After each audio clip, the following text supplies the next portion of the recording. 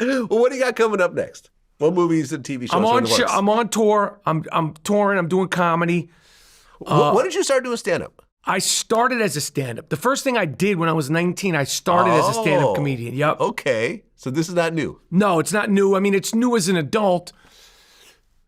And I started about a year before the pandemic. Then the pandemic hit and it kind of slowed everything in the world up. And then I started back up and I love doing it. I'm touring. I'm doing shows. I love it. I love it because it's the only thing where you're the writer, the actor, the director, the editor. You do it's all on you, the good, the bad, and the ugly. So I just, and it's a way to express yourself in such a pure, unique way. I love it. Are you going to do a stand-up special? Yes. Okay. Yeah. Are you in the negotiations right now for it?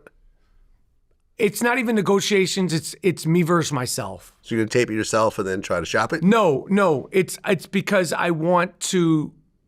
So many comedy specials are put out now. There's so many platforms. And that, for me, the first time I do a special, I want it to be special. I want it to be special, and I want it to be every single thing that I imagine it could be. Yeah, like I watched Ali Wong's new stand-up special, and she absolutely murdered it. She's fucking funny. She's my favorite female stand-up comedian of all time. I'm going to just say that. She's fucking funny. Ali Wong is a funny motherfucker. The level of honesty and what I don't always realize, like for example, I just interviewed Dion Cole, and I remember I was asking a bunch of stuff about the comedy, his new special, and afterwards we were just talking, we were just bullshitting, and lo and behold, all the stuff he was talking about actually were things that happened to him, that he churned into material. And you start to realize that the best comedians, they don't have the writers. They're really just talking about situations in their own lives. Because he's so observant. Yes. He used to be a writer for Conan and stuff like that. He's awesome. Yes. Dion Cole's awesome. I don't know how much of Ali Wong's it's obviously exaggerated. Yeah, but it looks. When I heard it, I was like, okay, yeah, she's hitting close to home. Of course. She's hitting close to home, and she only does it every 5 years. She's dope. She's fucking funny. No, I can't think of a female comedian of any race, black, white, Asian, Latino, who could kill it the way she does. She's great. She's great. It was very, very good, that special. And funny, and I want to watch it again. She had me and my wife laughing. Yes. Okay. She spit takes. Yeah. She makes you spit take. Right. Watching her. Okay, so you're doing stand-up. What else? Movies? You were just in Fallout. I remember I hit you when I saw it. I was like, yo, you killed it in this role. Yeah. And I'm doing a show in January, which is not worth talking about because there's nothing, we haven't started. Okay. And other than that, I'm chilling, moving and grooving. I mean, because you've been a working actor for 30 years? 31 years. Major films, Oscar-winning films, TV shows, legendary roles, working with legendary actors, legendary directors. Someone who's watching this right now and is thinking, hey, I'm going to move to Hollywood and I'm going to be an actor too. What would you tell this person who's never done it before? Because acting is something that looks like anyone could do it, but that's not true. I will say in regards to being an actor, it sounds like the most cliche shit, but this business, like other businesses, but I only know this business, the only business I've been my whole life, my whole adult life, you must be your biggest critic and you must be your biggest fan because there's ebbs and flows, there's highs and lows, you get told no more than you get told yes. And you have to have that tenacity it's not like, I want to do this. I'm thinking about I'm jumping in the fucking pool and I ain't getting out of the fucking pool until I say so. That's more than the talent and the watch this movie and study this and read the grit, the tenacity to keep going is more important than anything. So you still have to go to readings and auditions and everything else like that, or do you get offered stuff more? I get offered. It's more meetings. Not so much auditions. I haven't auditioned in a while. I would if it was worth it. So you don't audition really at all anymore? Why? Because they can look at your body of work and say, yeah, this is it? Yeah, there might be. Listen, if it's like I really want to play this part and it's a fucking British librarian, are they really going to cast me? So they'll be like, okay, you could audition, but why the fuck am I going to audition to play a British librarian? Yeah, I remember watching an interview with Robert Downey Jr., and they asked when was the last time he auditioned, and he said, for Iron Man. But he said, to be fair, I've never played a superhero before, so I was like, sure. But that's a studio thing. and also that was before he like really came back, I think.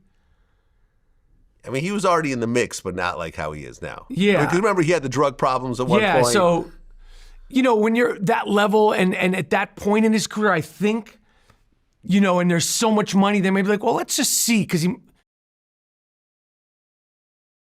auditioning is it's really for the director. Huh. It depends. Like if you got an actor and you've done a certain amount of things, like you can tell what they can do, what you want to see them do. Like the movie Punch Drunk Love, Paul Thomas Anderson, Adam Sandler. He wrote that for him, and Adam Sandler had never done anything like that. But he knew there was something within Adam Sandler that can do that. So it depends. I would certainly audition, but I'm not auditioning to play a New York cop. Either give it to me or not. What the fuck, man? I could be a nice New York cop, corrupt New York cop, been a pushover New York cop, been a friendly New York... Like, what do you want from me, man? I do all the... You know what I mean? So, unless it's Scorsese. Then you'll audition. Then we're all auditioning. Everybody's auditioning. Have you ever had a chance to work for Scorsese on any level? No? He's never called you, huh? We've had conversations. There was one role in one of his movies, and I've met him, and he complimented me, and I was like, fucking like, flying. It just hasn't been the right thing. He's my favorite director of all time. He's the boss. He's the boss. He's the boss. Casino's one of my favorite movies of all time. Which one? Casino. Yeah, I mean, he's the boss. I mean, he's my guy. I love Martin Scorsese. I adore Martin Scorsese. I love him. Yeah, I was watching a Joe Pesci interview recently, and he was saying he was on the set of, might have been Casino or Goodfellas. And, he was doing the take, and he was throwing all types of fucks and shits and whatever. And I guess there's a studio guy there. He was like, hey, Martin, do you think maybe you want to tone it down a little bit? Because think about TV. When it gets to TV, we're going to have to cut all this out and everything. Martin's like, yeah, I guess that's an interesting point. And then Joe Pesci was like, hey, Martin, you do TV movies now? And Martin's like, yeah, you're right. Fuck this shit. Say whatever you want. Go ahead, swear to fuck these TV movies. I don't do TV. I do movies. Go ahead. Swear even more. Fuck these studio guys. And he just went off. And that's funny. Joe Pesci did Joe Pesci. And look, we're still talking about these roles that he did during that time. Come on, man. This is a different level. Oh, yeah. Yeah, I mean, that's my dude. Have you ever been asked to be in the Marvel or DC universe? No. No? I think I might have. I've had some meetings for some parts, but I've never. What am I going to play? Fucking Superman? Fucking Captain America? I'd play a bad guy in one of those movies. I'd be a good bad guy. Yeah? Fuck. I mean, shit, look at Heath Ledger. Would you say that he would be the best Joker of all time? But look, the pretty boy that was in Knight's Tale, that guy, and look what happened. He's dope. Think about it. I would say, would you say that he was a better Joker than Joaquin Phoenix? It's hard to say. I mean, it's hard to say who's a better Joker. I mean, his performance is incredible.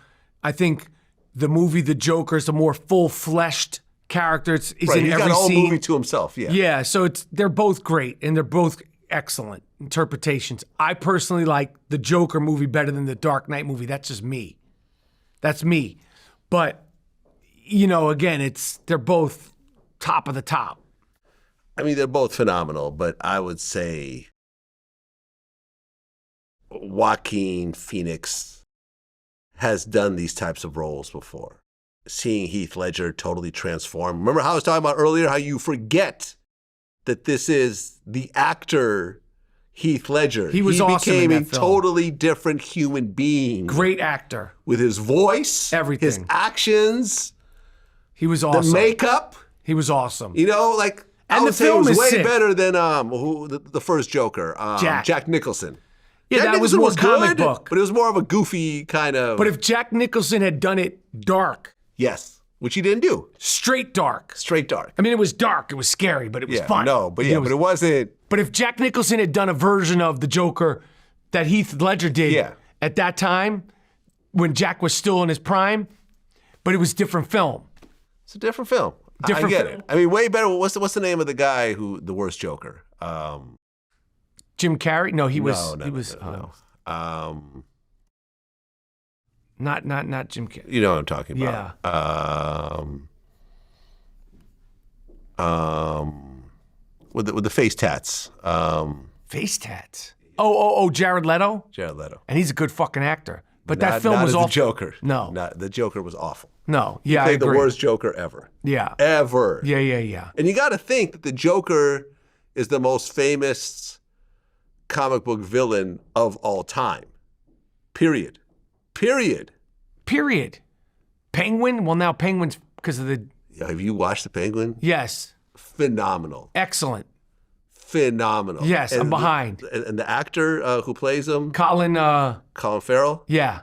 my God, you can't tell the No, makeup that and the makeup acting. is crazy. Once again, and this is what I say, like, look, if you're an actor, if you're a great actor, you forget who you are actually watching. A great rapper, he's saying things that you yourself would not think to say. 100%. You see what I'm saying? Like, if you're watching art that you feel you could do yourself, it's not great art. Period.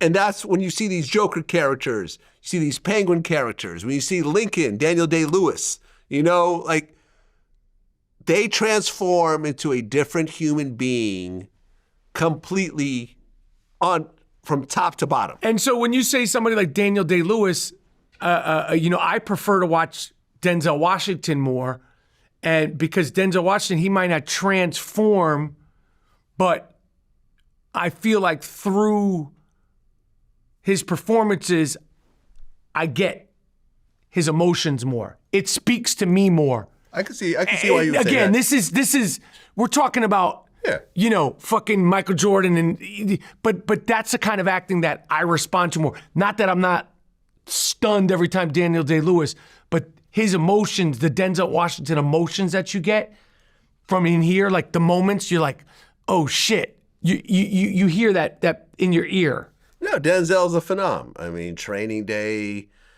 the sick. Frank Lucas character, like, he's a phenom. I mean, he's great at what he does. He's the entire package.